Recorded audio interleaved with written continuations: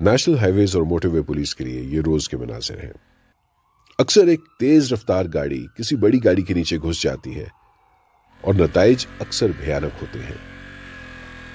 इस तरह के तसादुम में कोई जगह नहीं बचती तो सीट बेल्ट्स और एयरबैग्स भी अपना काम नहीं कर पाती। मगर अगर बड़ी गाड़ियों के नीचे सिर्फ एक मजबूत अंडरराइट गार्ड लगा दिया जाए तो इन रोज की जाती जानों को बचाया जा सकता है। एक मजबूत अंडरराइट गार्ड से पिछली गाड़ी का बम्पर पहले टकरा जाएगा और वो जगह बच जाएगी जिसमें सीट बेल्ट्स और एयरबैग्स अपना काम कर सकें।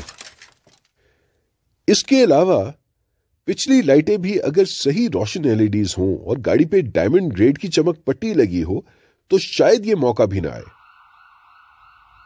आपके ये 3-4 छोटे छोटे इक़दामात शायद किसी बच्चे को यतीम होने से बचा सके, किसी घर को उजड़ने से बचा सके, और इंसानियत को बचाना ही तो असल इबादत है।